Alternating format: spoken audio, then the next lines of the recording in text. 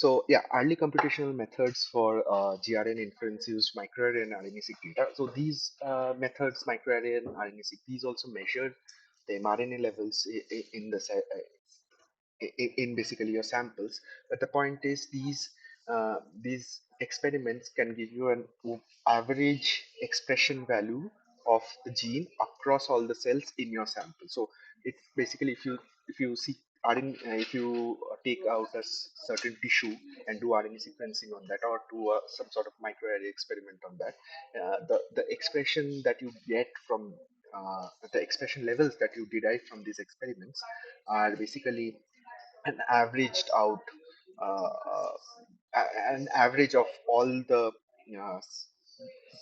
the average of the genes getting expressed across the cells in that particular sample or a tissue. So you do not get single cell expression, but this is very important. The reason being why is because even in if in I'll go back to that example of cancer. So in cancer you have something called tumor microenvironment, and in the tumor microenvironment, uh, if you look into it carefully, so there are a variety of cells present, and each cell is heterogeneous. So basically, the expression levels vary according to the spatial location, and also how they are arranged in the particular tissue on the, or in the environment. So single cell technologies have given us this advantage that profile uh, we can profile these cells, or this collection of cells, but we can get expression from each cell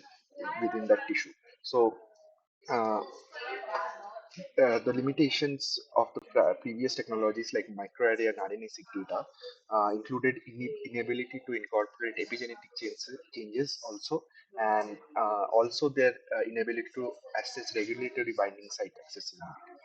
Now that we have bulk, now that we have single cell data, we are able to uncover this cellular heterogeneity, and we can infer these regulatory relationships at even a single cell resolution. So you can pinpoint. Now there is the advent of spatial transcriptomics as well, where you can pinpoint to the exact exact cell in the spatial domain where and you can pinpoint that exact cell, and you can pinpoint the expression for various genes in that cell. So this has given rise to a lot more data and a lot more understanding of our heterogeneity among different cell types among in a same environment, for example in a tumor microenvironment. So these single cell multiomics technologies provide profile RNA and CRE accessibility, which is the cis regulatory elements that we talked about, the promoters, the enhancers, etc. And these lead to more comprehensive gene regulatory inference, both at cell type and cell state levels. So this is basically a schematic of how we have moved from the bulk era to the single cell era. So in the bulk RNA sequencing or microarray data, we have kind of tissue specific. From that data we can infer tissue specific gene regulatory networks, because the expression that you are getting from those experiments, the gene expression values that you are getting from those experiments, that's kind of an averaged out of across the whole tissue. So if your cells possess that heterogeneity, that one cell is uh, like highly expressing a gene, the other cell is completely not expressing that gene, but if your tissue consists of cells like this, the average expression will be kind of the half of the maximum expression that you have for a particular cell. So from there, we have moved on to cell type specific gene regulatory networks, because through single cell RNA sequencing, through the expression of single cells, you can, with the help of different markers, for example, for B cell, we have CD79A or etc. So with the help of different markers, you can identify which kind of cell types are they, which kind of cell types these expressions come from. So accordingly, you can build cell type specific gene regulatory network. So we are moving into a more granular network, a more detailed network with specific cell types. Just a second. So I'm going to do this.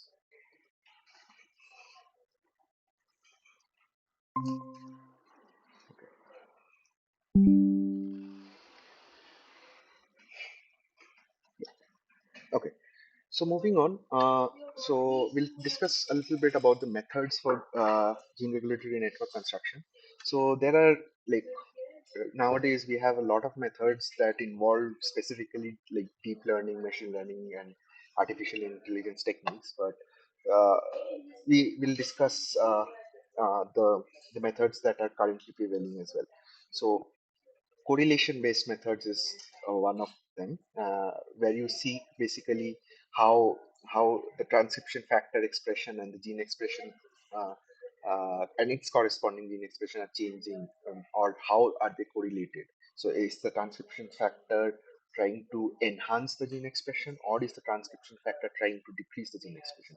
So if you have an RNA-seq data, you can kind of uh, make a scatter plot and check for the correlation how their expressions are getting regulated. So if the transcription factor expression is high, and the gene expression is low, that means here by gene expression I mean the gene corresponding to that transcription factor, the gene that is regulated by that transcription factor.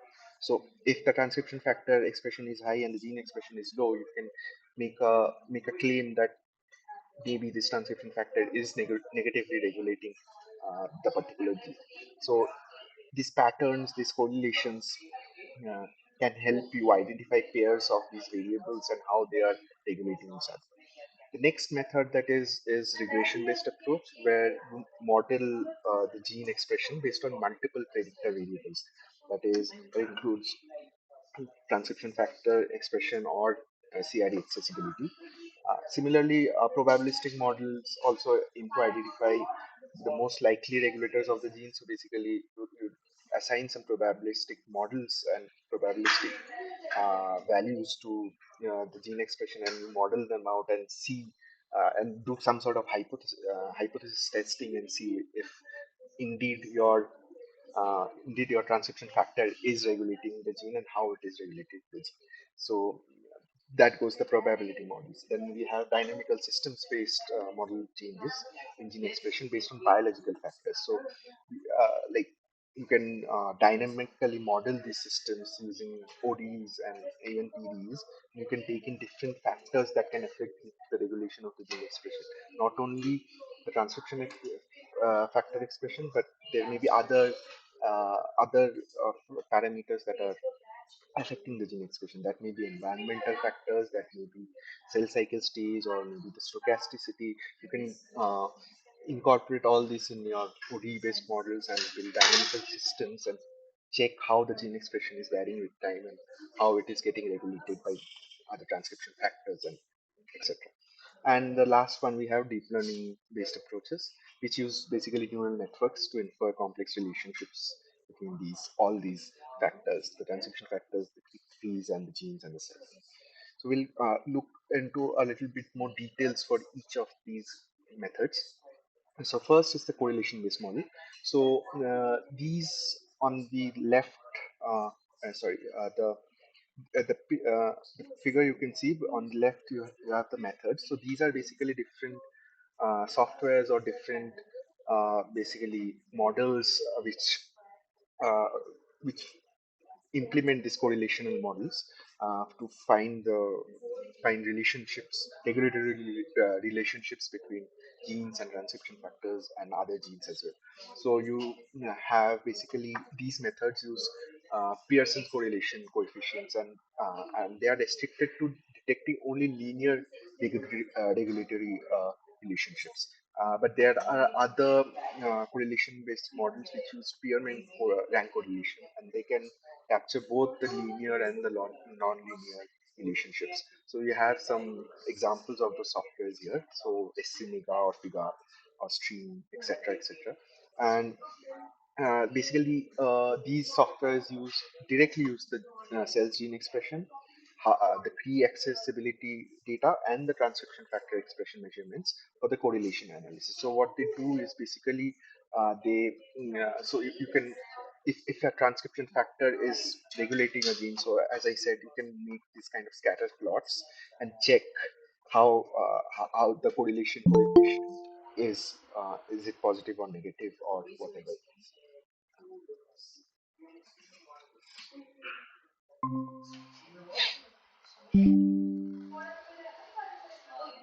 Okay.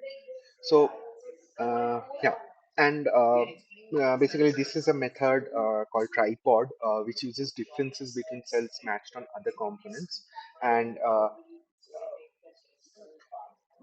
basically all the correlation models somehow or the other try to measure how the variability of the gene is occurring with respect to the variability in expression to transcription factors or cis regulatory elements. That is the whole idea.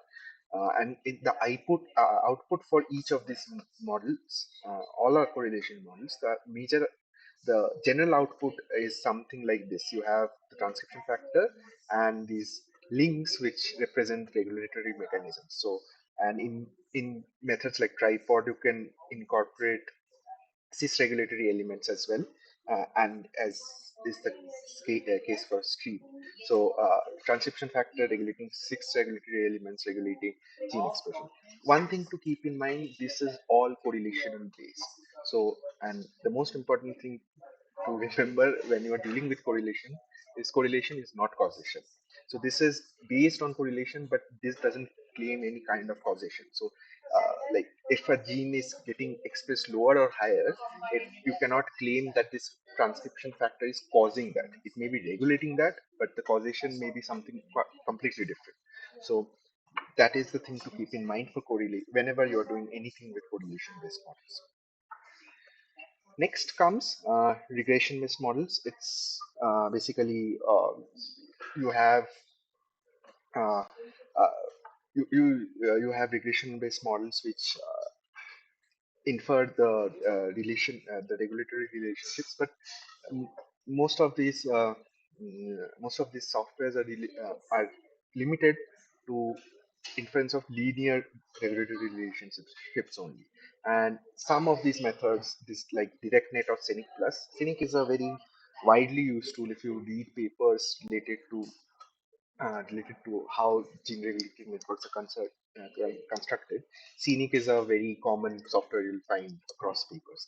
So they use these kind of techniques use gradient boosting, and basically they regress the regression model build is based on various uh, various regulatory relationships. So basically, for example, here you have the transcription factor expression into regulatory potential.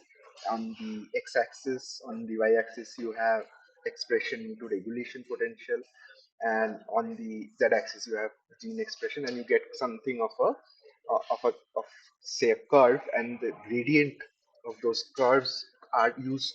Gradient is basically a grad vector. I'm not sure if you're familiar, but you can just look it up. It's an opposite delta. So it's basically a gradient vector that tells you how the expression is changing across all the three axes. It's basically a measurement of slope only, but if for more than two axes. So if you measure the gradient, you'll understand how the expression is changing with the changes in the other parameters as well. So this is, but the output is kind of similar that we found to uh, the correlation models gave.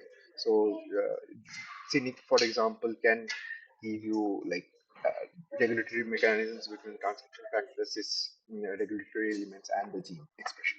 So uh, it's it's similar, but the idea and the method is slightly different. But still, this method also like cannot comment on the causation of the of the differential expression of the gene or the transcription factor or other any other factors. This just gives you similarly like a regression based model, but this doesn't give you any kind of causation. Next, we come to probabilistic models. So these models are a little bit more harder to explain because these use Bayesian inferences to identify the most probable transcription factor gene regulations, which constitute the gene regulatory network. In the transcription factor to gene, in the transcription factor to gene step, the solid arrows indicate inferred edges and the dotted red arrows. So the solid arrows basically infer red edges. The solid arrows indicate the inferred edges, and the dotted red arrows, these transcription gene regulations, are indicating candidate edges that it may be possible depending on your p-value what you are getting from your statistical testing with the probabilistic models. So the most probable candidate edge is added. So basically, for all these connections, you'll get some sort of probabilistic values, some sort of p-value, or some sort of, depending on the kind of probabilistic model you are using. Say, for example, you are using a very simple hypothesis testing model. So for all these relations, all these links, you'll get some p-values. So uh, the lowest p-value in that case will be the most probable candidate because that will have the highest statistical significance. So it's uh, it's a different kind of a technique, but like this gives you a probabilistic inference on, like, if a certain gene transcription factor is interacting, and it gives you a certain confidence that depending on your statistical test, it gives you a certain confidence about how about if at all these links are valid or not. So yeah, you use Bayesian inference for these methods, and your output is kind of similar, transcription factor regulating gene expression. But here, as you notice, that the key part is uh, the how the key is regulating the transcription factor. Uh, that is done through transcription factor motif enrichment, where you can check the key accessibility of the genes, and there also you can make a probabilistic model on if the transcription factor and the key element can interact or not. So these were the different methods for constructing these gene regulatory networks. But how many gene regulatory networks exist? So you can have a gene regulatory network at a cellular level, at a tissue level, at a more complex environmental level like tumor microenvironment, or as a whole tissue level. So these phenotypes arise from interactions between the genotype and the environment, leading to specific molecular and cellular activity patterns. And the observable phenotypes are governed by phenotype specific gene networks. So, if you're seeing a particular phenotype, there means that there lies an underlying mechanism or a gene regulatory network that is working to give that phenotype, to produce that phenotype. And these gene networks act as bottlenecks between the genotype and phenotype, and they mediate this coupling. So changes in this genotype that affect the phenotype inevitably alter network structures. That we'll talk about little bit about perturbations to the gene regulatory network, and these perturbations that uh, basically which here it is written as changes in genotype. So you can imagine that as a perturbation to a regulatory network, and these affecting these gene regulatory networks, or perturbing these gene regulatory networks, uh, affect definitely affect the phenotype.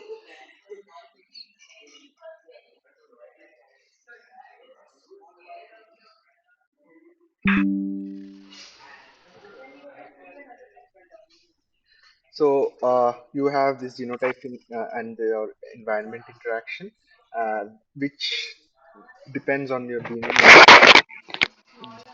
Sorry, please can you mute yourself?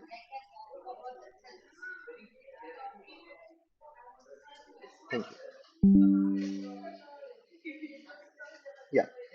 So uh, the genotype and the environment interaction gives rise to these gene regulatory networks, and how meaning like how a gene is regulated is dependent on how its environment is, or what kind of cues it is getting from its environment, and that factors in the gene regulatory network as well. So if a gene is getting upregulated or downregulated, that also depends on what kind of environmental cues it gets. Environmental is not always meaning like uh, like external environment. That environmental factors may be even signaling molecules as well. So a gene can express higher or lower in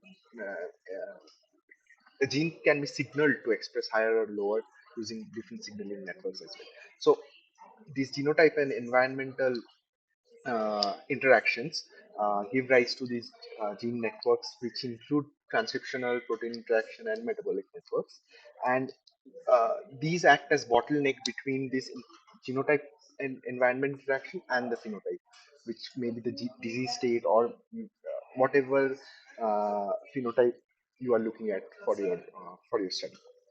And the specific types of molecular interaction altered in gene regulatory networks, these specific interactions are highly phenotype specific and they are complex. And understanding these relationships offer opportunities for quantitative phenotype catalog, and these tissue specific networks provide insights into phenotype genotype relationships.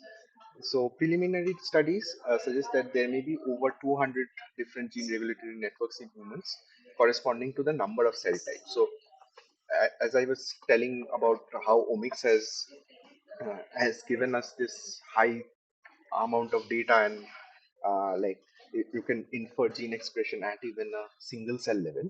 So you can identify cell types from those expressions, and you can build gene expression networks for each cell type with the help of those kind of single cell data.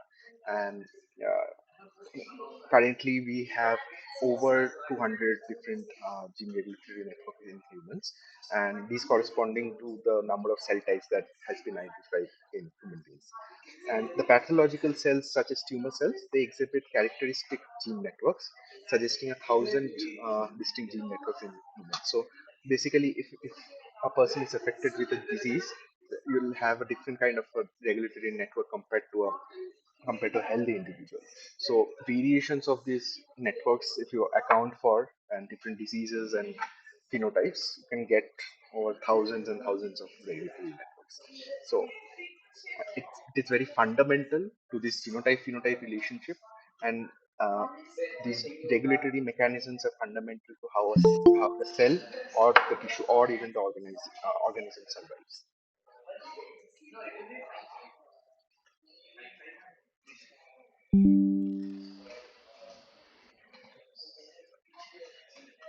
Next, we'll move on to protein-protein interaction networks. So we have seen gene regulatory networks and how transcription factors and how these other cis regulatory elements are interacting with each other and maintaining gene regulation.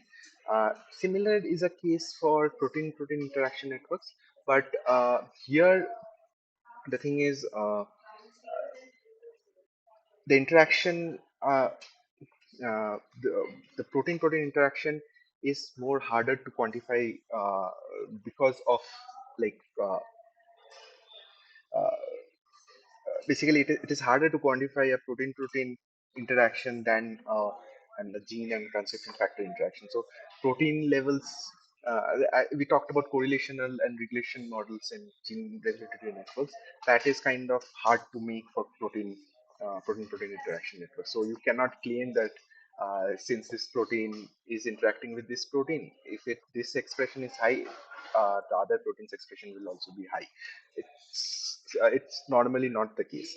So correlation models and regression models are hard to quantify in case of protein-protein interaction networks, and these basically the interaction methods are artificial, and existing interaction maps are also incomplete. So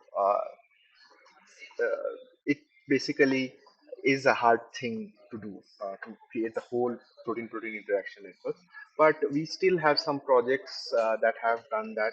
There's one of them is the Interactome one. So there they have tried to tried to quantify these protein-protein interactions, but it's still far from perfect, because the thing with protein-protein interactions is it's harder to quantify how a protein is regulating the other protein. So it's harder to have a directed network in case of protein-protein interaction networks, because it's harder to quantify if it is positively upregulating or if it is negatively upregulating of other proteins and other signaling molecules. So uh, there comes a very big challenge. So even the biggest of the databases that we have, it's the information that we have is purely like interaction based, which is undirected. So it's very hard to quantify if protein A is inhibiting protein B or protein B is inhibiting protein A. So this kind of relationships are very hard to quantify till now even. So we have different databases for that. One of them being Stream, which is a very common one, and uh, uh, basically another example of interactive analysis. Uh, it is present is the molecular interaction database known as Intact, and Cytoscape is basically a software which you can use to visualize these networks and do certain uh, kind of uh, not modeling. You cannot do modeling with Cytoscape, but you can visualize and you can try to find certain, say for example, hubs in the network which can be targeted for drug development, etc. Yeah, so starting with a list of proteins from a sorry, starting from with a list of proteins from a mass spectrometry based proteomics experiment, you can construct visualize and analyze these protein-protein interaction networks using softwares like Cytoscape and Bingo and ClusterMaker, etc., etc. So the whole workflow is you have to detect these interactions. So that can be through in vitro experiments like mass spectrometry or other proteomics experiment, and then you need to have a database where you store these interactions and representation, and then the final stage is the analysis and the finding of the hubs and the important proteins in these networks which you can target for certain phenotypes, certain disease states.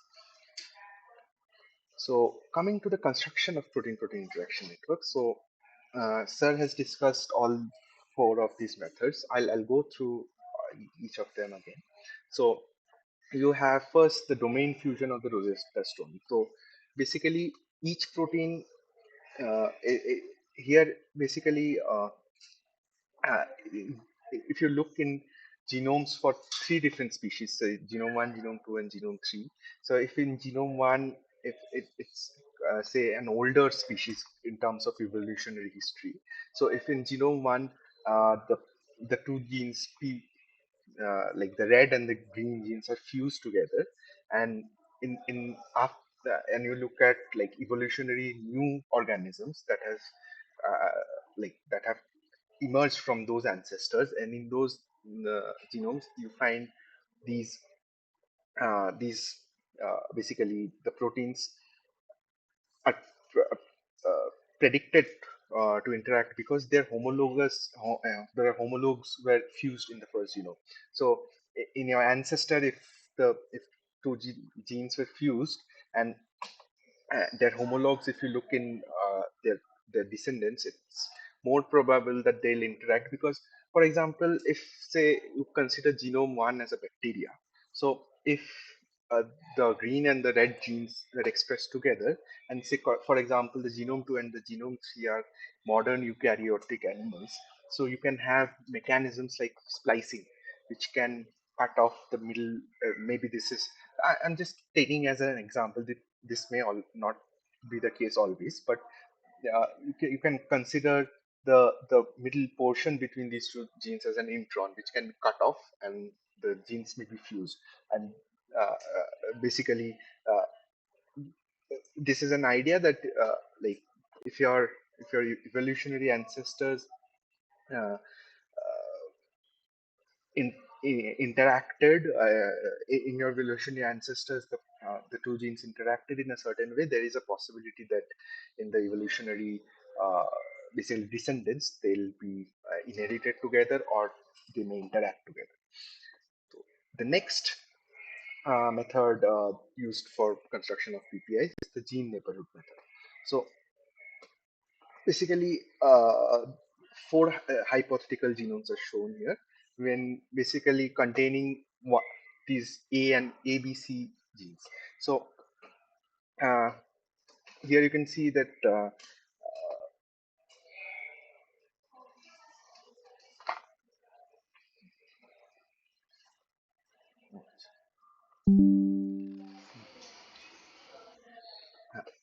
so four genomes here. It is shown for the gene neighborhood method.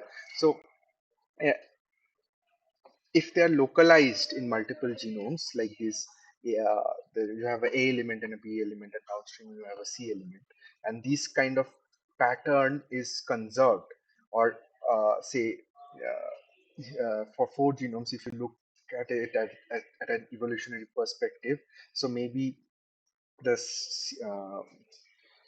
the A and B genomes are co-localized across multiple genomes, and maybe the C factor has been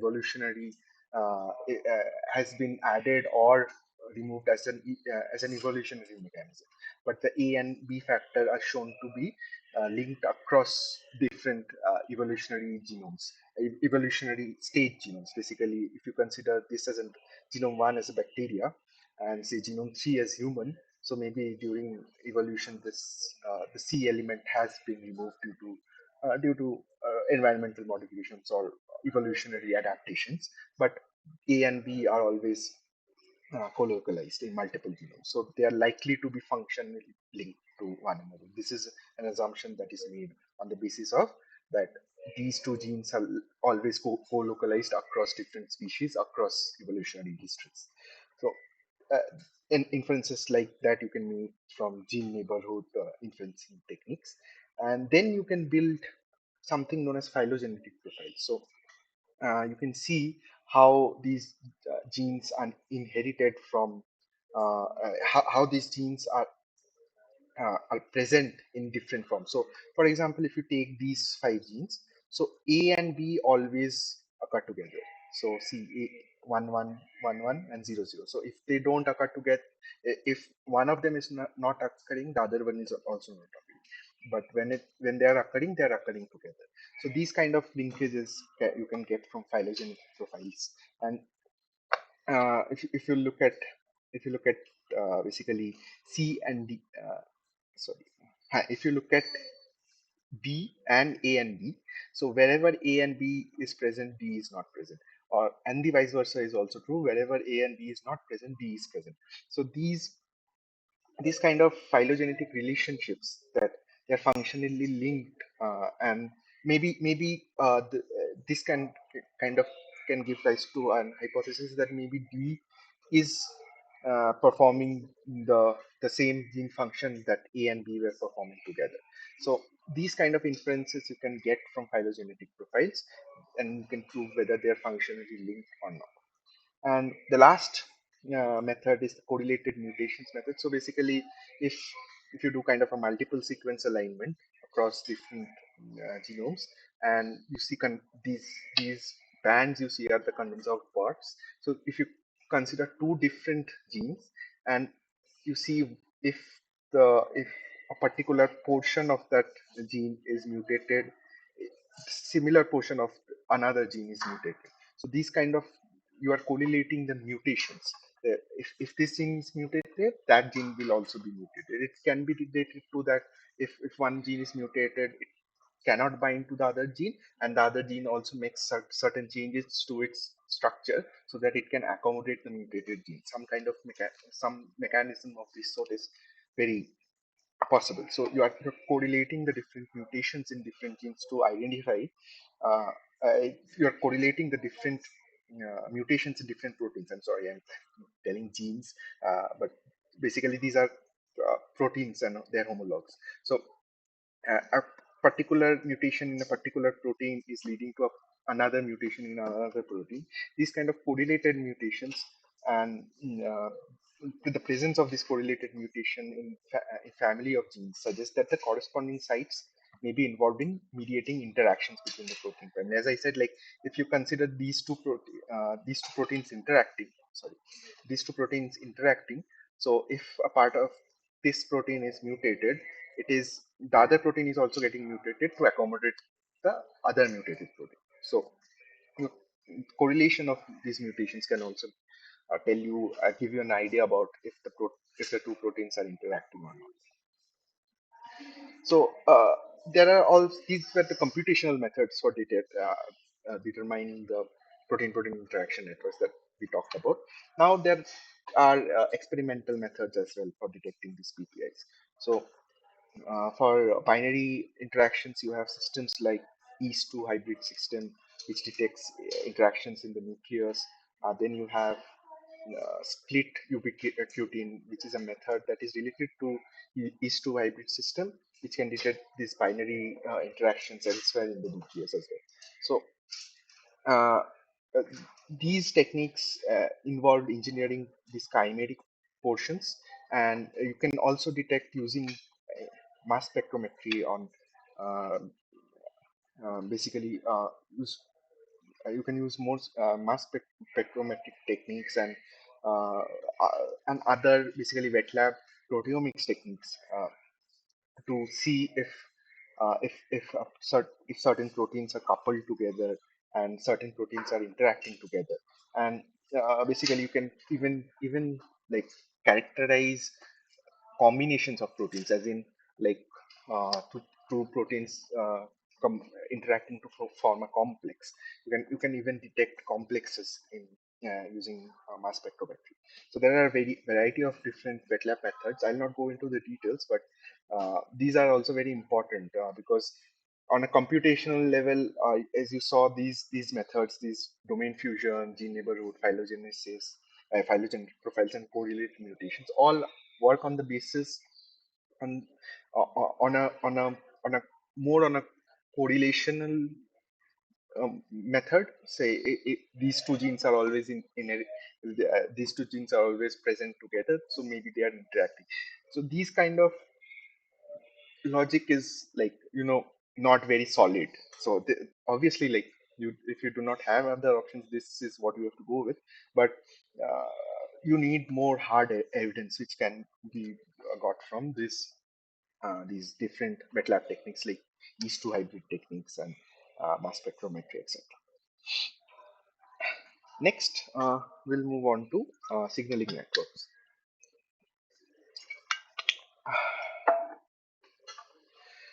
So, what is signaling? First is what is a signaling pathway? So basically, a signal is basically a chemical messenger. That may be a molecule, that may be a hormone, that may be something else, that may be a transcription factor. So a signal in a cellular context is basically a molecule or an element that can influence or regulate a gene expression. So ultimate aim of the signaling pathway is to somehow influence the gene expression. So it may start as a simple protein coming binding to a receptor on the surface of a cell, but that will trigger a lot of changes within the cell and affect a lot of downstream molecules within the cell, and ultimately maybe recruit a transcription factor which can go into the nucleus and regulate expression of a particular gene. So these intracellular signaling pathways, we often use information and signals interchangeably to describe the activity of signaling components. Information or signal flows from one component to another, where the activity of state, a particular state, influences the activity of the other state. So uh, their activity is defined in terms of the active molecules. Active molecules in general are basically the phosphorylated downstream molecules, which basically the signaling cascade generally works by activating downstream molecules. So a particular protein or a hormone say come and binds to a particular receptor. The receptor will will phosphorylate its downstream molecule, which will get activated. When activated, it will phosphorylate its downstream molecule, and the cascade will go on. So basically here the nodes will represent the molecules or like receptors, for example androgenic receptors, and the targets, say for example G proteins, and they're connected by edges which shows these interactions, and the communication between these nodes result in activation, which is generally phosphorylation, but there are other forms of activation as well, and this information content depends on the local component in, concentrations and reaction kinetics. Uh, these information transfer can occurs via coupled reactions, reversible binding on enzymatic covalent modifications. There can be like coupled reactions, as in like if a particular element is moving from one state to another, that will trigger the movement, the change in state for another element. So these kind of reactions are basically very important for the transduction of this signal across the different downstream elements, finally into regulating gene expression. And uh, this information flow can involve movement between the subcellular components. So as I talked about, ultimately your aim should be to regulate gene expression. So ultimately, you should have your at the end of your cascade, you should create a transcription factor that should go and regulate a particular gene. So in that case, the transcription factor has to flow from the cytoplasm to within the nucleus. So I we talked about in the first like session, we talked about the NF kappa B pathway. There it is a very common example where the NF kappa B acts as a transcription factor and uh, crosses the nuclear membrane and goes inside and regulates certain gene expressions. So these information flow can involve the movement between these subcellular components. And another such example is protein kinases, uh, which can translocate from this cytoplasm to nucleus in response to signals. And these signals ultimately will affect your gene expression.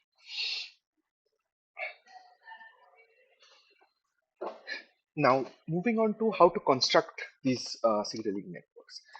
Now, uh, here also the idea is similar to gene regulatory networks and protein-protein interaction networks, and this involves integrating various data sources to describe these biochemical transformations within the network.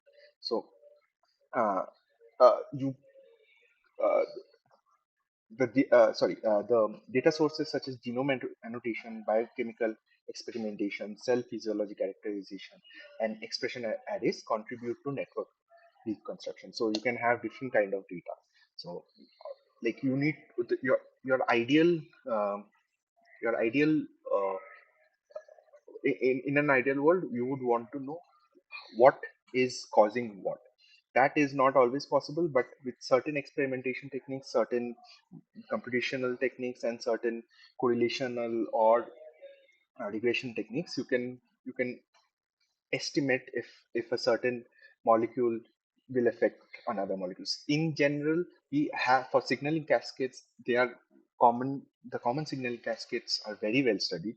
So these, for example, WNT signaling or NF kappa B signaling, these are like very well studied networks of signaling cascades, and uh, these can help you generate these signaling networks. So uh, in this case, for signaling networks, you have a lot of biochemical experimentations already available with quite enough proof that how the signaling whole signaling pathway is working, which molecule is getting activated after which molecule, and then which molecule is ultimately going and changing the expression of the gene. So uh, but uh, these specific pathways that are studied, these are low in number. So why are these pathways studied like that? Because maybe those pathways are involved in certain disease type, or maybe those pathways are involved in certain is important in a particular phenotype. But all kind of signaling path characteristics are not well studied. And due to this limited comprehensive data, reconstruction often focus on specific nodes, specific modules, and specific pathways. So that is what I was talking about. Why are you studying the pathway? Because it is affected, if because it is involved in a certain disease condition or a certain phenotype. So uh, this kind of study that focuses on certain nodes and certain modules, and uh, basically the more studies you'll find that focusing on specific nodes and modules or pathways within the network. Not all of them are very well studied. And these nodes represent compound interactions. Modules consist of related reactions with feedback mechanisms, and pathways connect signaling inputs to signaling outputs. So uh, basically you'll have you can use different kind of data as you see here. You can use stoichiometric reconstruction. So see, like, this is a stoichiometric reconstruction of the NF kappa B signaling pathway, and you can use chemical kinetics to see, basically to model the whole signaling pathway and reconstruct the whole network.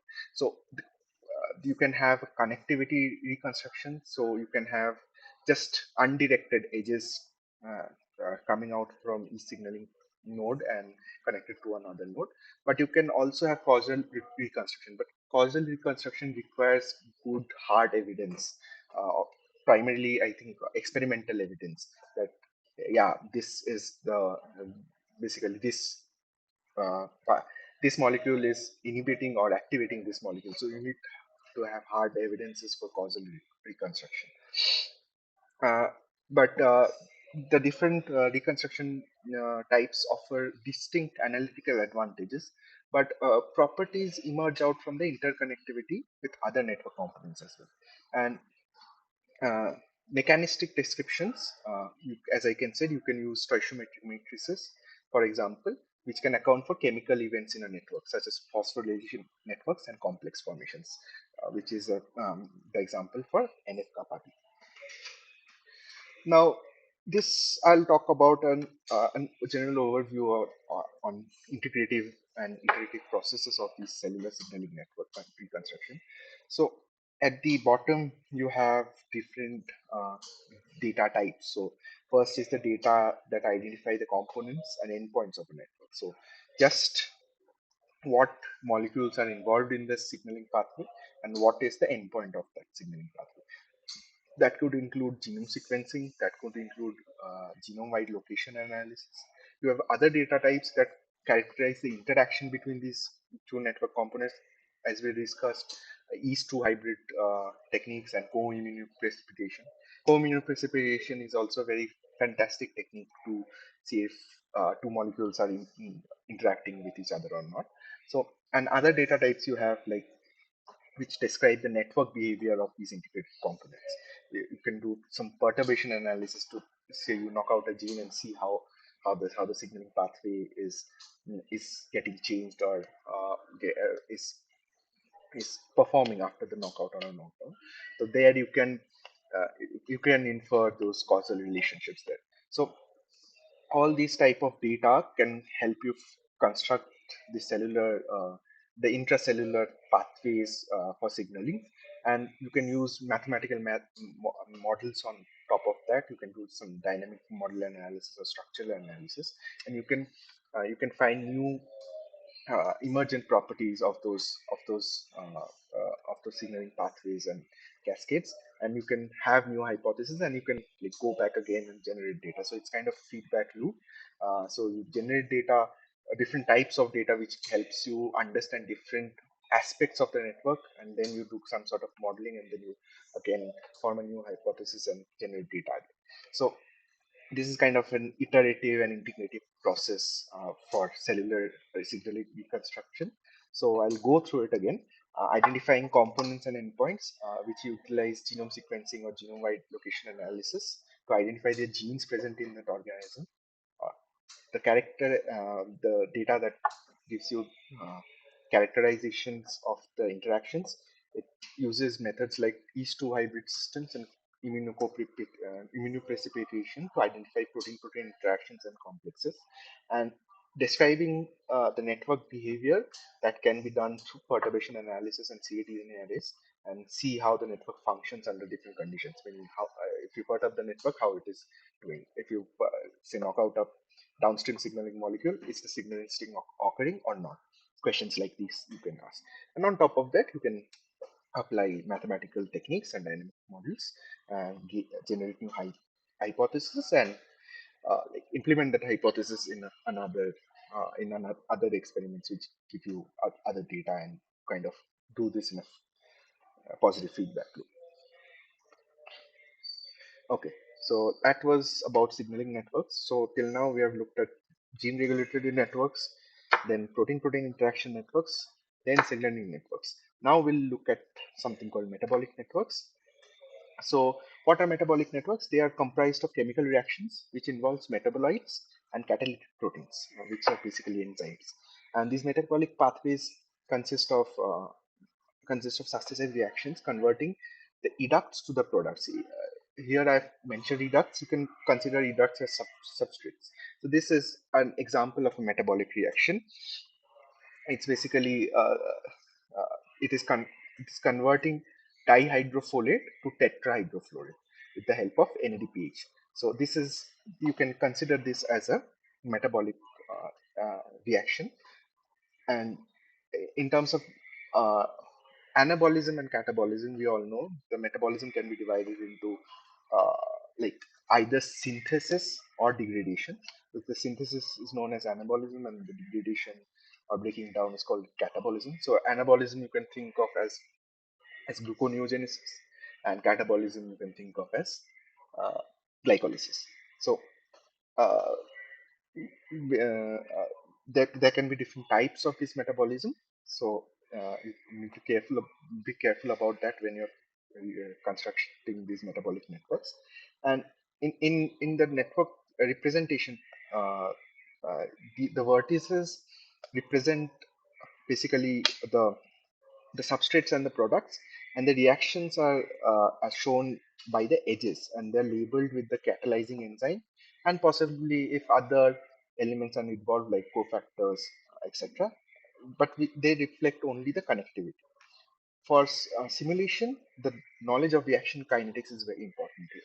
So this is a thing that is a gap in our knowledge, that yeah, it is very hard to quantify these reaction kinetics. It's very hard to get these thermodynamic, uh, how the thermodynamics is working for those particular reactions, because like millions and millions of reactions we have for for different organisms, and it's not possible to know the chemical kinetics all at once. But if you want to have a proper, robust metabolic network, and if you want to model that, the chemical kinetics is very important, because without the chemical kinetics, if you are modeling, you're missing out on a whole lot of information. But still, we do that because it's not available, and still not available. Still not uh, available for maximum of the metabolic reactions. Uh, and that is what is reflected in the simulation. Yeah. And the kinetics entail the concentration gradients of molecular partners relative to initial concentration. So if you're modeling with an ODE, it will give you a rate of reaction which you can consider. So if you're not considering the rate of reaction, you're not considering the whole thermodynamics of the system. So which can lead to false hypothesis and uh, false, basically false positive results you can get. So that you have to keep in mind while simulating metabolic networks. So as I said, while connectivity of many reactions is understood, the data on reaction kinetics is largely lacking. So that's uh, that's a bottleneck here. Now, network reconstruction. This is a picture of kind of all the major metabolic networks that we have in our body. So I don't know if you can see, this is a very common one, this cycle. This is known as Krebs cycle and glycolysis. This is the carbohydrate metabolism pathway that we all study in biochemistry. So yeah, this is a representation. These nodes represent different molecules, and the edges represent different reactions. So um, this is an overview of all the kind of metabolism, the major kind of metabolisms we have in a body. Now, the network reconstruction involves the data collection, which compile enzymes and transport proteins from annotated genome sequencing databases like Meta CIC or comprehensive microbial resources. Uh, and associate each, you have to associate each protein with metabolic reactions or transport processes using databases like enzyme. There is also a requirement of functional reconstruction for phenotype simulation, requiring all proteins necessary for known organism behaviors, integrating of genomic, biochemical, and phenotypic data necessary for initial reconstruction. And for the components of the network, uh, for simple graph analysis, we can consider the nodes as metabolites, the interactions as reactions, and for metabolic flux analysis, stoichiometry of the reactions and the flux information. So you can consider it as an analogy of the roads and highway network in a city or in a state. So metabolic flux will kind of be analogous to the traffic in the roads connecting point A to point B. So point A to point B here will be uh, two different molecules that are transformed by some metabolic processes, and the whole flow of this process is called flux. And metabolic flux, which is basically determined using the stoichiometry of the reaction. So we make something known as the stoichiometric matrix, which is basically gives the reaction rates in a matrix form for all reactions occurring in a metabolic network. Not like a whole metabolic network, the part of a metabolic network. Say, for example, if you're looking at glycolysis or a lipid metabolism pathway, etc. And the complete kinetic description demands inclusion of all kinetic parameters, which are difficult to obtain, as we discussed. The network reconstruction requires constraint-based modeling. So it focuses on limiting ranges of reaction flux values using constraints due to the complexity of obtaining detailed flux descriptions. As we said, we do not have enough kinetic data to get these detailed flux descriptions. So it it focuses on limiting ranges of reaction flux values. And constraints include mass balance, stoichiometry, reaction reversibility, and maximum flux rates, and incorporation of energy balance constraints in recent developments. So there has been some developments in these metabolic network reconstruction techniques, and we also use mass balance equations, utilizing equations describing metabolite concentration changes due to synthesis, degradation, and transport fluxes. And then we use dynamic simulation, which basically accounts for the network's high dynamic behavior. And we use time steps to calculate growth, uptake, and secretion of metabolites over time. So uh, you can have some using these network reconstruction techniques. You can model these networks and have some sort of and some sort of results which can result in a new hypothesis. But those predicted outputs should be basically matching your experimental outputs. So for experimental techniques, you can use techniques like growth rate, external compound, measuring growth rate or measuring external compound concentration of over time. And you can use techniques like phenotype microarrays, chromatography, etc. And radio labeled substrate metabolism is a very common technique that is used. If you read few papers, you'll see mm, uh, most of the papers focusing on metabolic network reconstruction used um, for the experimental techniques used radio labeled substrate metabolism. And you compare these experimental results with the predicted outputs, and basically uh, it, it allows you direct comparison with experimental data, and you can fix your model accordingly. So ideally your model should have all kind of information available, the reaction rates, the kinetics, everything, but obviously it is not available. So there will be some prediction errors, and according measuring those errors and comparing those with predicted outputs of the experimental results, you can infer, at least infer some things about how the reaction dynamics is working, and uh, use that information to construct those metabolic networks. So yeah, this was the last part of uh, like all the topics that are covered in this week. We'll move on to questions next. So I'll do the same I have been doing for the past 3 weeks. I'll put the question on the screen. I'll give you a couple of minutes and you can write the answer on the chat, and then we can discuss. So let's start with the first question, and I'll take a couple of minutes break to have water. I'll just be back, guys.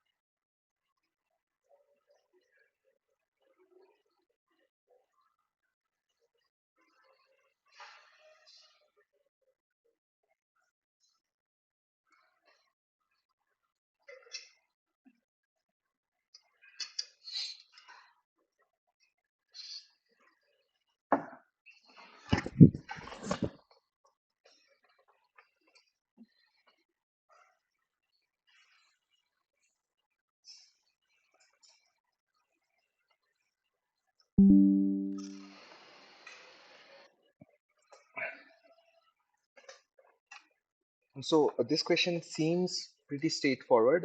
Whatever answer you write, please do provide an explanation. So yeah, I would like to see the explanation there.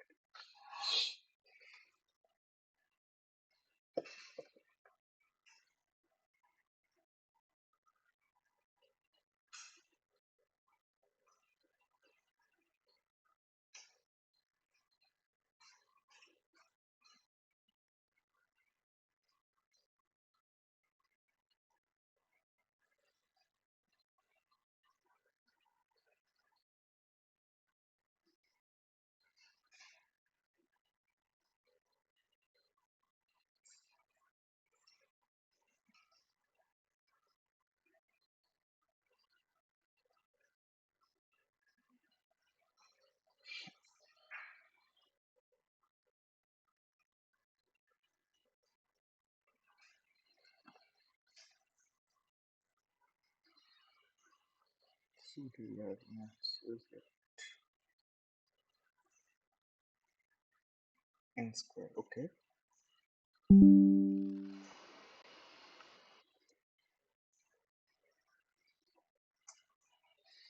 The answer is not n square. The answer is still n into n minus 1 by 2. But the maximum number of edges that a graphical representation of a GRN that shows autoregulation, that will be n into n minus 1 by 2 only, because like autoregulation as in it can self-regulate itself, but like the total number of edges should not be like if you have n number of nodes, the total number of edges should not exceed n into n minus 1 by 2, right?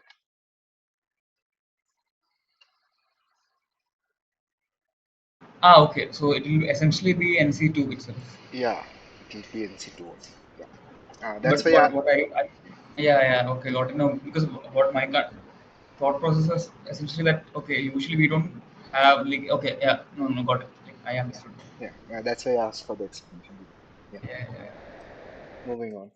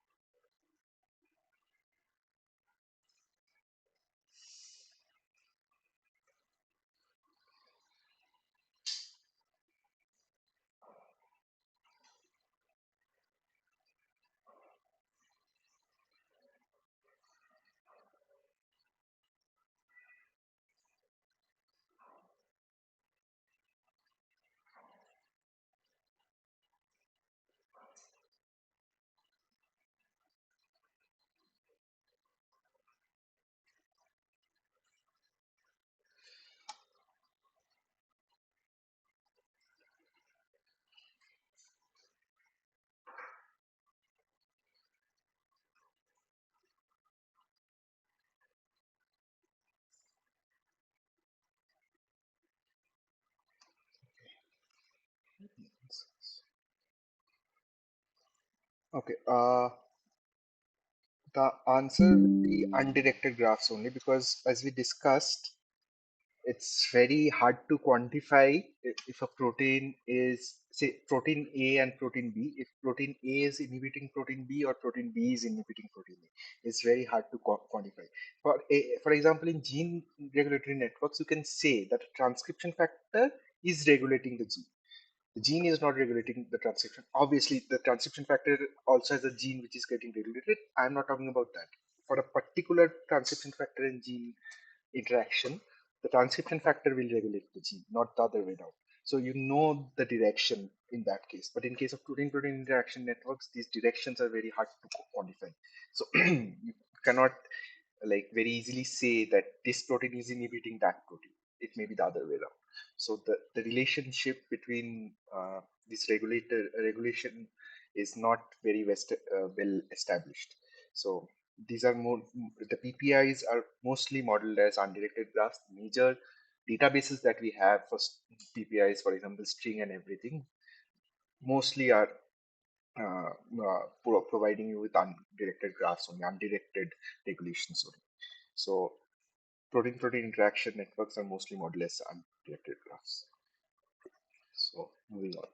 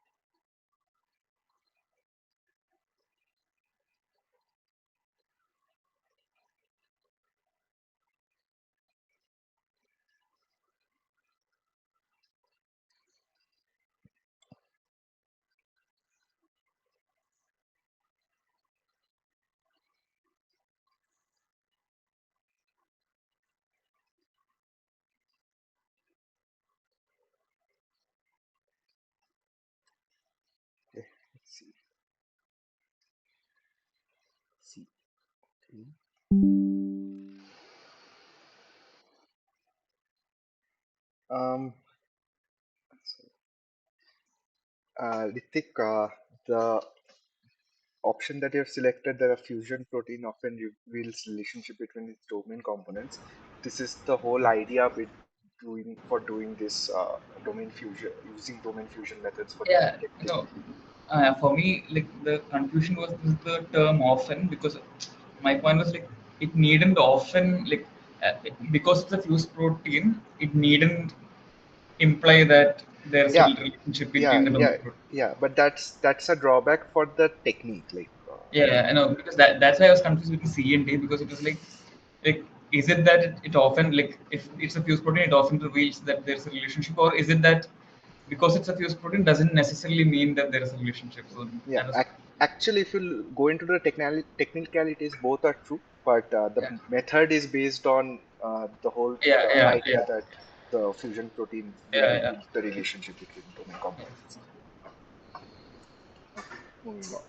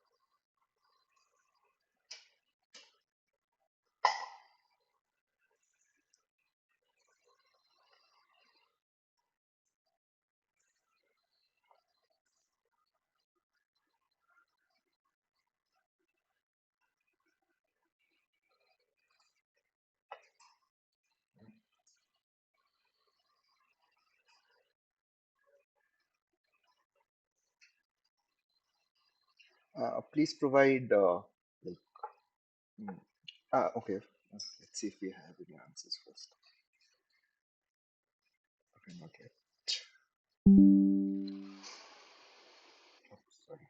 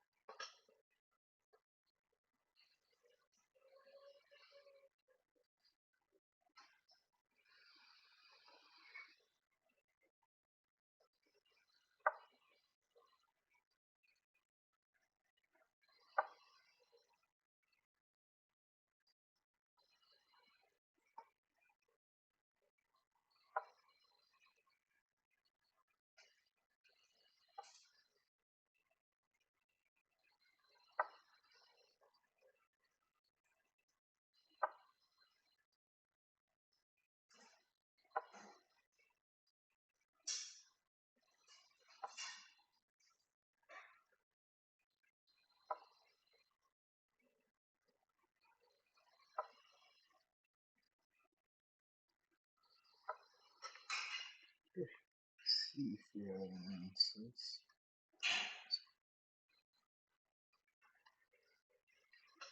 Okay. Acha, okay, let me first explain the concept of an operon. So the operon is basically a cluster of genes which has a single promoter, and that promoter is basically regulated by a transcription factor. And whenever the transcription factor binds to the promoter, the cluster of genes that are present, regulated by the same promoter, all genes are transcribed together. So that's the whole concept of an operon, that will have a single promoter and you'll have a cluster of genes that is regulated by that single promoter only. So the answer will be true because if there is gene linkage that is found is con- conserved across different genomes, that means they are that is a possibility that all of them are transcribed together, which is basically the concept of an operon. So if there is gene linkage found, so there is a possibility of it being an operon, because it there is a possibility that uh, the genes uh, will be expressed together. So the answer is true. Uh, it if there is gene linkage across divergent genomes, it is an indicator of an operon.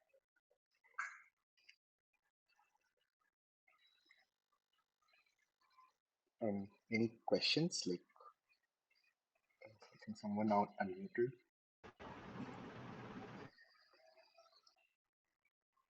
Okay, then moving on. Excuse me, sir. Yeah, So actually, I have a question regarding this. Like, yeah. a gene linkage is like within chromosome, or like what they are mentioning here. So, like within a chromosome, like Gene linkage is the concept is for in a single chromosome only.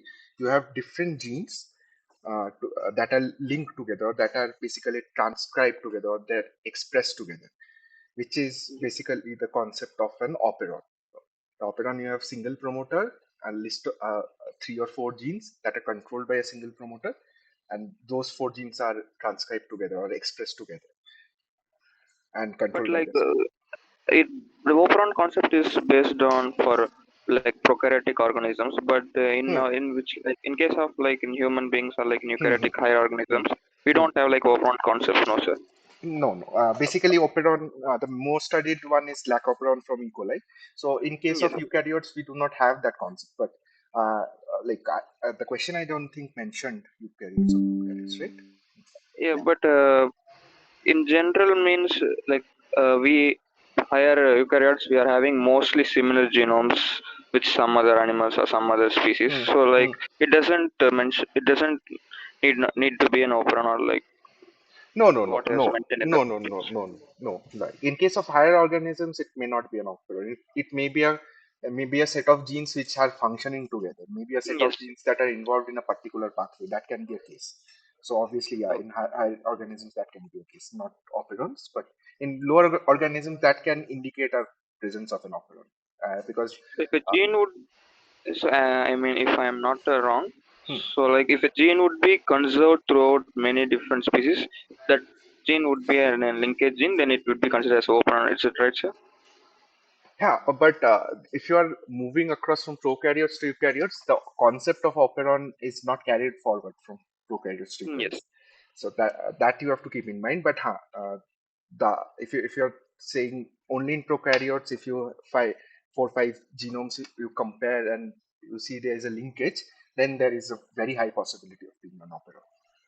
Okay. Thank you, sir. Okay.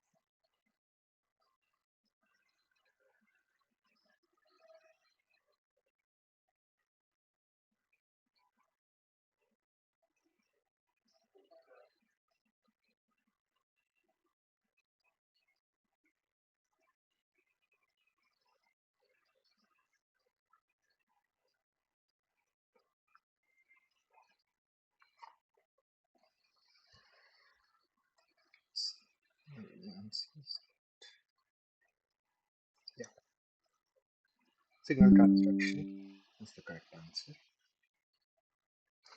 Okay, so this was a very simple one. Moving on. Could you unmute? Yes. Oh, sorry. Like it's a correct answer only.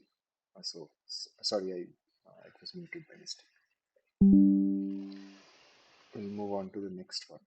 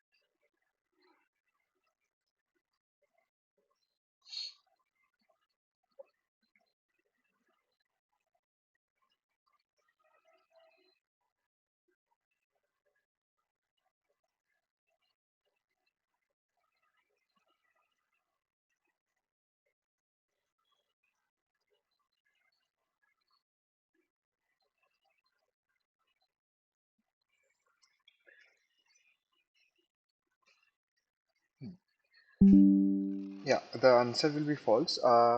Just to mention something, I did not mention this while going through the metabolic networks and signaling networks. So one major difference between metabolic networks and signaling networks is the property of mass transfer. So in case of signaling networks, only information transfer occurs.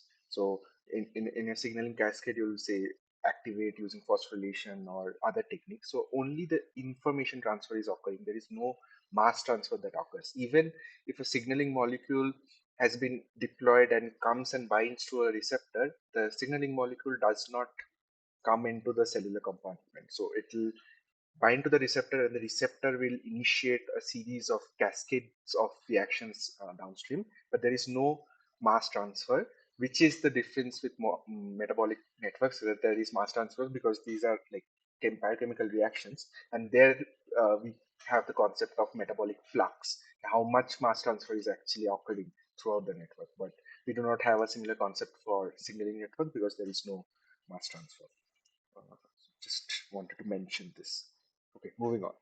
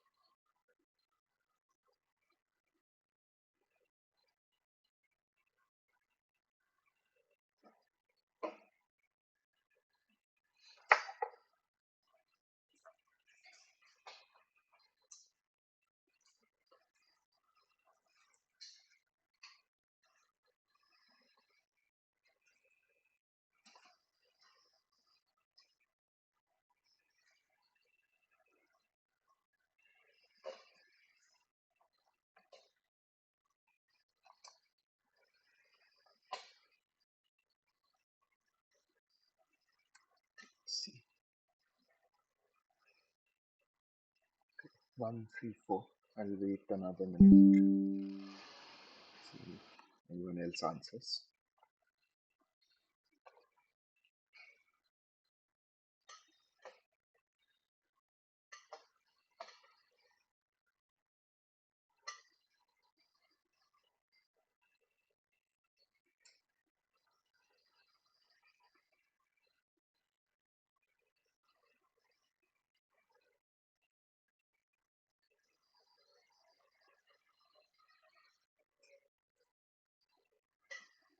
Okay.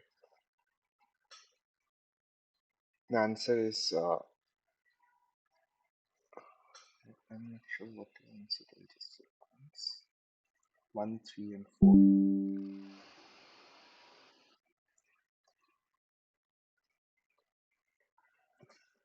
4. You cannot. So you answered as per like option 3. But basically, you cannot have uh, mm, edges between metabolites and reactions, right? So you can connect metabolite and metabolites. You can connect reactions and reactions, but you cannot connect metabolites and reactions. Like that is not possible, right? No, I meant it as a bipartite graph where so the metabolite only connects with the reaction and then reaction with the another metabolite. Like, there are no connections between metabolites or between reactions. Sorry, I didn't understand. Can you just No, repeat that? I meant like I was thinking about this bipartite graph where Okay. so a metabolite only connects to a reaction node and then the reaction node then connects again to another metabolite. So there are no connections between metabolites or among reaction nodes. Okay. Okay. Acha. Yeah, actually, I think yeah, yeah. I think in bipartite graphs you can connect metabolites and reactions, right? Yeah. Yeah. So edges I are only between the two different sets, but then there are no intra edges among Mm-hmm. metabolites or reactions. So Yeah, yeah, yeah, yeah, yeah. That's right. That's right. Yeah. I'm sorry. I was also confused with this question. Okay. Actually, you know what? I'll look this up and I'll let you know in the next one. I think okay, this okay, question is a little bit off. I'll check this. okay.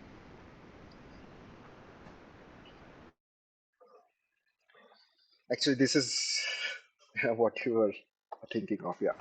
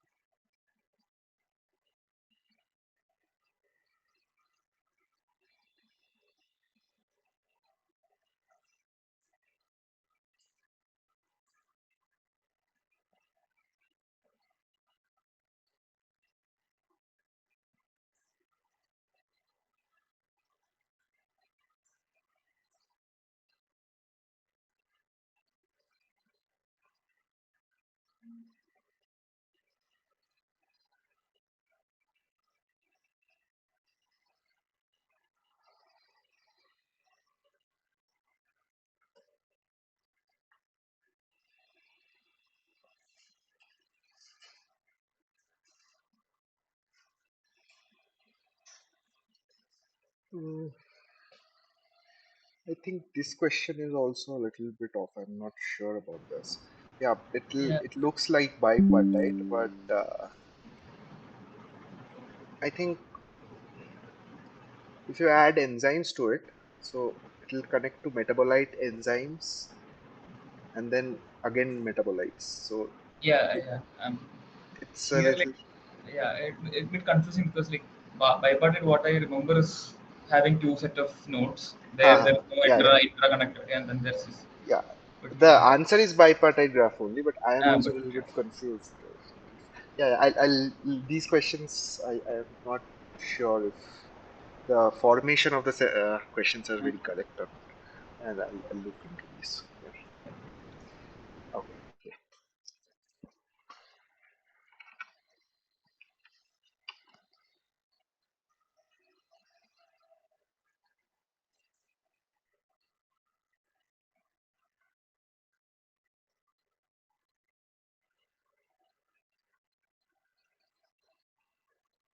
Okay.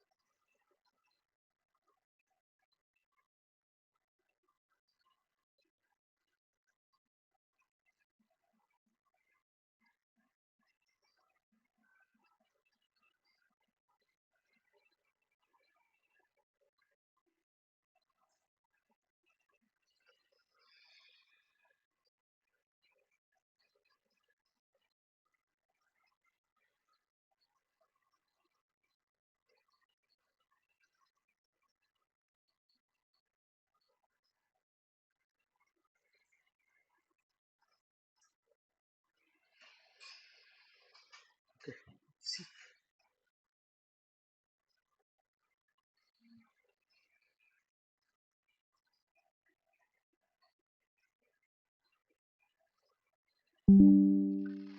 Okay.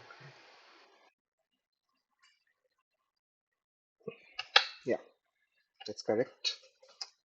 Then, you and this is self-explanatory because yeah, you construct a model, then you refine it, then you simulate, then you evaluate. That's the steps for any model construction, any modeling technique. So,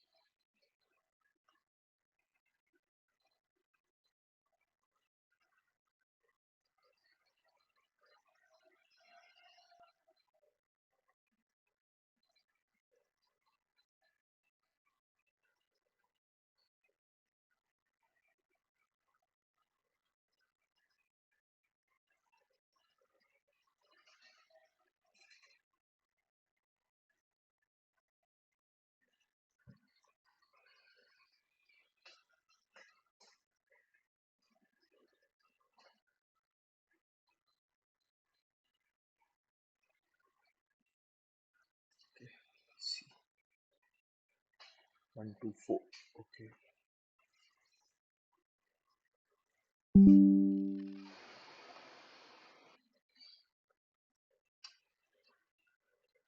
Yeah, it's true. So D and C are complementary proteins. So if you see B where B occurs, C doesn't occur. So B1, C0, opposite here, B0, C1, and 1, 1 for B and 0, 0 for C. So basically, if one occurs, the other does not occur. E is a conserved protein. E is occurring everywhere. See, across all the four genomes. So E is a conserved protein. A and C proteins occur together but do not participate in the same pathways. But A and C are not occurring together. C in the second genome, C is there and A is not there. So that is not true. The last option, B and D, are occurring together. So yeah, they are occurring together, and obviously they are likely required for functioning of the same pathway. The reason they are occurring together. So yeah, moving on.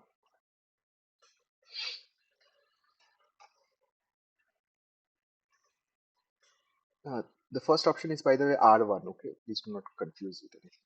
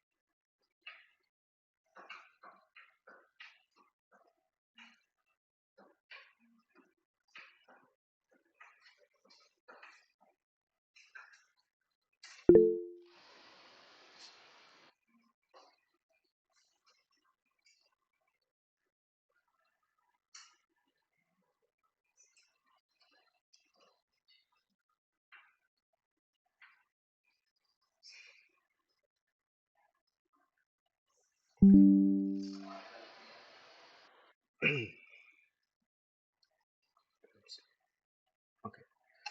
Ah, the answer is both R4 and R5. So if you knock out gene 4 and gene 5, so R4 will not the reaction R4 will not occur because it requires either of those two, gene 4 or gene 5. So if R4 is not happening, R5 will also not happen because it also requires gene 5. So R4 and R5 both will be inactive in case gene 4 and gene 5 are knocked out. So uh, in case of R4, there will be no genes present, and in case of R5, since both 5 and 6 are both required, so knocking down gene 5 will disrupt R5 as well. So answer will be R4 and R5. Okay, okay. Moving on.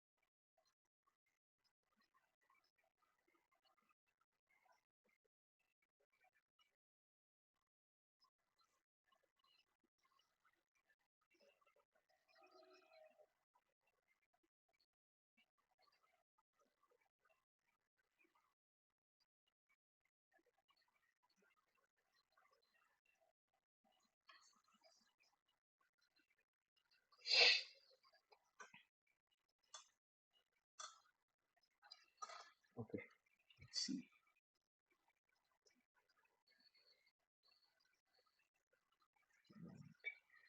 Yeah, that is correct because you know if R2 and R3 are the only essential reactions, so R2 will require gene 3, and R3 will require gene 1 and gene 4 or gene 3. So if you have gene 3 for R2, you require gene uh, 1 and gene 3 for both R2 and R3. So yeah, moving on. Okay, that was the last question. So if you have any questions or any doubts regarding today's session, you can ask, or else we can close the session. Yeah, Yeah. please go ahead. So Sir, with the first question, oh sorry, yeah, you can continue. Yeah, yeah, no go ahead. problem. Like, Yeah, yeah. So with respect to the first question, right, where we were trying to question about the number of edges in a gene regulator network where self-regulation is also possible. Yeah, Like I got more confused now because, like, for example, there are three nodes A, B, and C. hmm, Like, is it like reaction between A and B and A are two different edges, right? In this case, yeah. yeah. If that's the case, then wouldn't the total number of edges be n square? No, but if you are having in case of gene, just a second, let me repeat the question.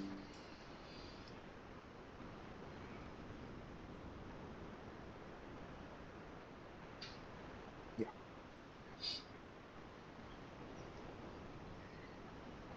So the regulatory if a gene regulatory network has n genes, what is the Yeah, maximum number of edges that a graphical representation of this network can have, assuming the genes can show autoregulation? yeah. So what is your question? No, my point is like for example, we consider there are three genes: gene one, gene two, and gene three.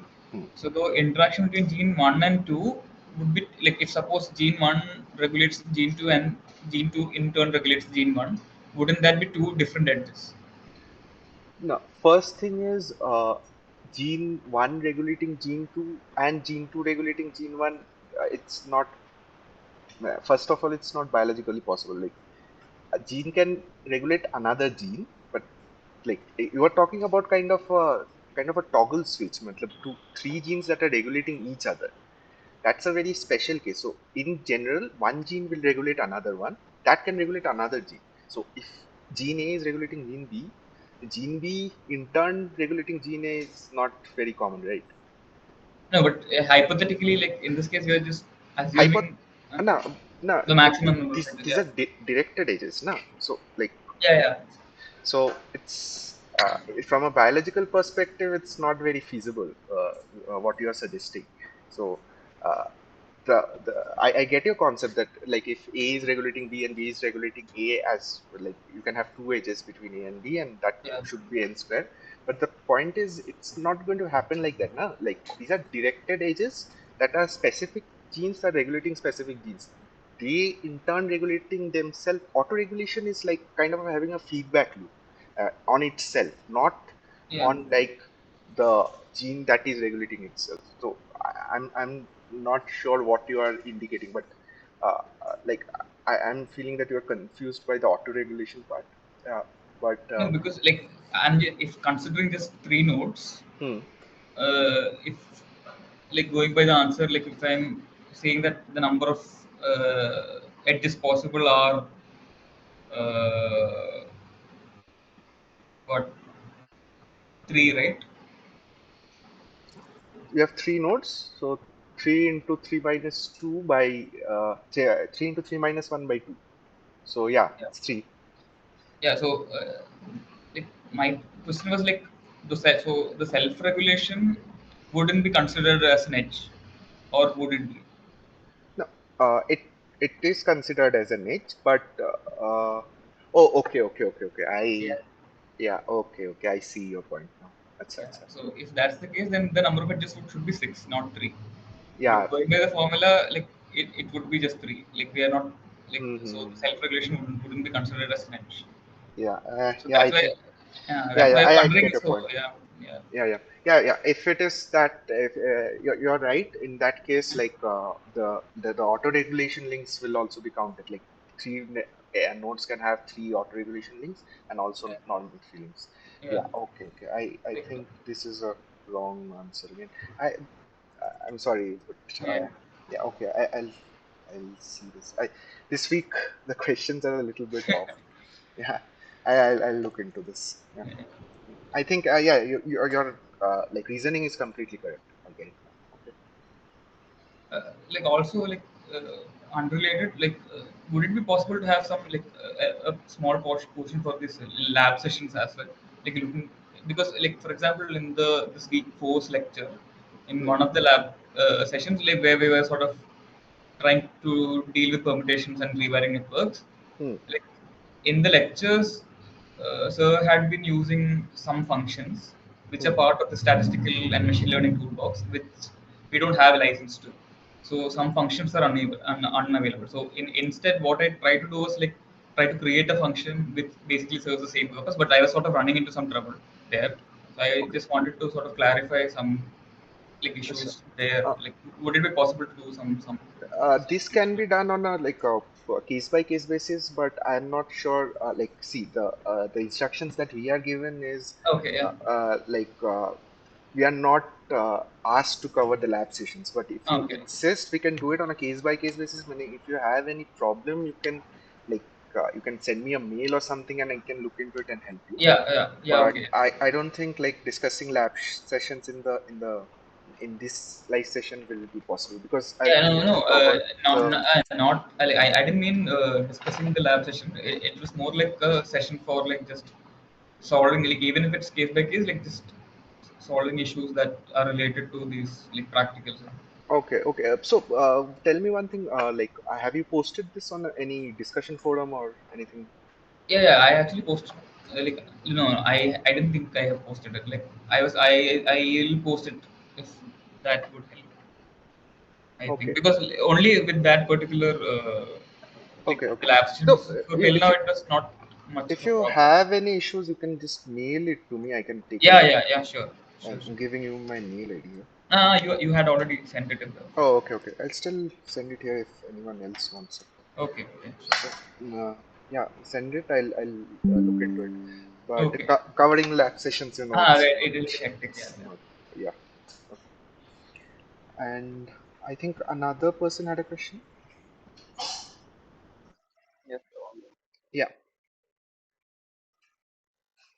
Actually, it, it, but Sorry, I can't hear you. uh, do you hear me, sir? Yeah, yeah, I can hear you now. Actually, I am a BTech student who is pursuing my third year BTech Biotechnology, sir. Actually, I Oh, am very new to this course and okay, very new to this field. okay, So okay. actually, I am trying my best to follow this course as much as possible, Hmm. and I'm having like few queries like regarding I'm doing one project regarding like molecular docking Okay, of phytochemical against certain viral components. Uh, okay. so I want to make a publication. So in that publication, is that only molecular docking itself is enough to cope up with the information to publish, or like I can do like cytoscape. I am also planning to do cytoscape. That's the main reason to selecting this course. Hmm. In case Okay. if I do cytoscape, what are the information I need to get and where I need to get? So Cytoscape, basically Cytoscape is mainly a visualizing tool. So you need first, have you got the network? That's the first question. Yeah, yeah, yes, sir, yes, sir. I'm little bit confused that what are the networks I need to So it get. depends on it depends on what type of questions you are trying to answer. So if you are trying to answer Uh, any kind of metabolic related questions, you need metabolic networks. It depends yes. on the kind of question you're asking. But regarding publication, see, like it's very hard to say what is required, what is not to required. But it should have a comprehensive, like comprehensive analysis to it. Like not just you cannot just use a visualizing tool and say find in 2 3 hubs and then want to publish it. It's not going. It's going to be very hard on like that. So you need to have some comprehensive analysis. You can do some sort of modeling. I'm not sure about docking. I'm not very familiar with it. I have done it in my like undergraduate courses. We use some. I think I think there's some Pymol or something. Autodoc. Autodoc Vina. Yeah, yeah, I forgot. Yes. Yeah, yeah, yeah. So yeah, I'm not that familiar with docking, so I'm not sure I'm the person to answer If that question. the But in terms of if that's systems biology and networks, yes. uh, only cytoscape I don't think is like will be a very good idea. So you can use some sort of modeling techniques if Yeah, you yes. want. Like, what are the inputs that you want to give me, sir? Because I'm very new to this, but I mean, like, I don't want to spend as much as money for wet lab projects because since I am a BTech student, I want to do like pure dry lab work without any Okay. cost like that. Okay, okay. So there are many modeling tools. One I use is I'll show you. Yeah. I This is one tool that we used for basically modeling certain gene relationships. This is known as Receive.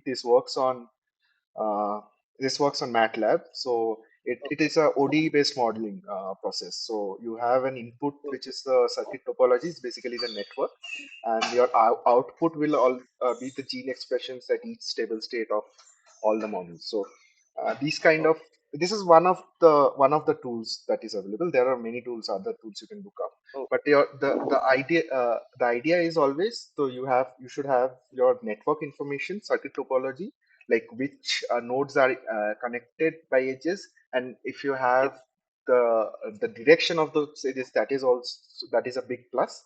And after that, basically this is what this process is covered by almost Yes. all tools. They set basically uh, estimate the range of parameters, then they create the ordinary differential equations, and they kind of solve it using numerical methods and give you stable state expressions. So all majorly the tools follow these only. Like this is a very simple one, you can try it out. So this is Yes. what I have used for a couple of my papers. You can try it out. That's a suggestion. Yes, sure. So, like, to generate a regulatory networks or like complex gene regulatory networks or Hmm. anything, Hmm. so where can I get the So informations like from NCBL or where, sir? there are a variety of databases depending on what kind of network you're looking for. If you're looking for metabolic networks, there are databases there. If you're looking for Basically, I am as of now I am looking for gene regulatory network that are going to make regulation upon the viruses like this. Okay, so Or exact database I will not be able to tell you. I have to look for it yeah, where yeah, yeah, it sure. is. But I think there will be, like, it's not nothing that you cannot get hold of, or you can look at like papers which have done this kind Yeah, of sure. modeling, or done this kind of like what to say, network analysis. So what they generally do is most of the time provide the network as a supplementary file or something like that, or Yes, they provide the link to the database from which they have taken the network, so you can get some ideas from that. sure. Specific databases for your requirement, I'm not sure. I have to look for it. Yes, So sure. it gives me some time. What exactly are you looking for? Just tell me, write it down. Actually, uh, Yeah. Hello. yes, sir. Actually, I am exactly doing on Nipah viral proteins. I would like to do. Nipah virus. Yes, Nipah virus. Okay, Nipah virus, So I you want actually grns. GRNs and some other thing. What and all I can do, I would like to include in to do as well. Okay, Like, as okay. of now, I am planning to do GRN, but if it's extended, means it's also okay to work on it. So, Okay, ठीक है. I'll look into it, and if I find yes, something, can you drop me your mail ID? So if I find yes, something, sure, sir. Yes, yes. tell. Yeah, you can just drop it in the chat. Oh, yeah, yeah, I am got.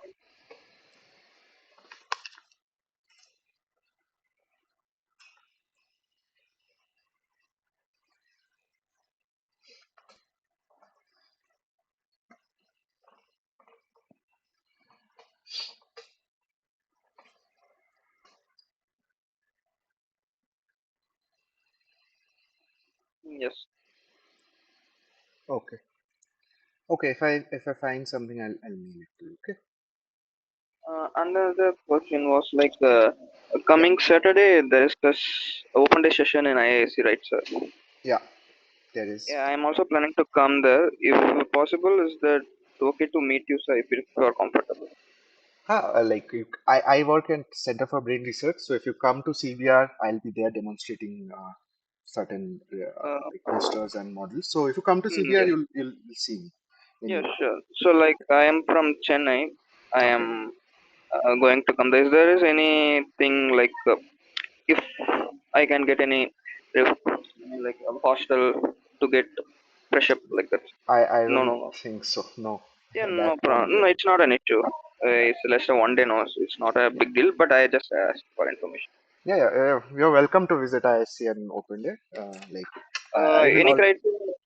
yeah. It's publicly. Yeah, yeah, It's public. it's open to public, but I think there is some registration link that is available, but it's not mandatory. Yeah, yeah. I have registered, but yeah, yeah, yes. But I have registered, but there is no confirmation mail not Oh, came. So that's why I'm a little confused. that won't be an issue because it's open to all public, Yeah. so you can visit it. No problem. Okay. Okay. Then I will surely, definitely will meet you. Sir. Okay, thank. You. I'll be at CVR. Yes. Sure. Thank you so much. Okay then, guys. Today's session is done. We'll close this. We'll meet next Tuesday, same time. Thank you, everyone. Thank you. Sir. Thanks. Thank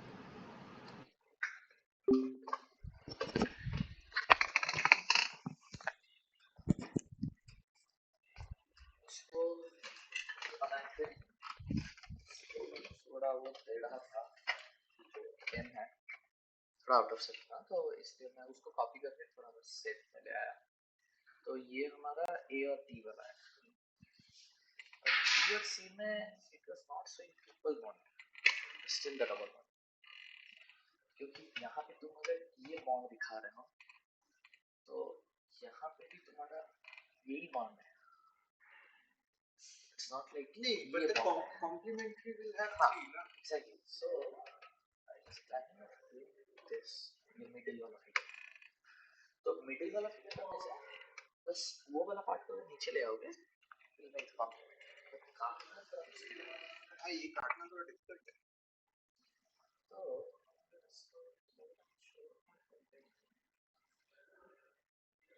because this portion you need like if you want three bonds like this these side portions you need नहीं तो नहीं करेगा ये कैसा लग रहा है पतला हो जाएगा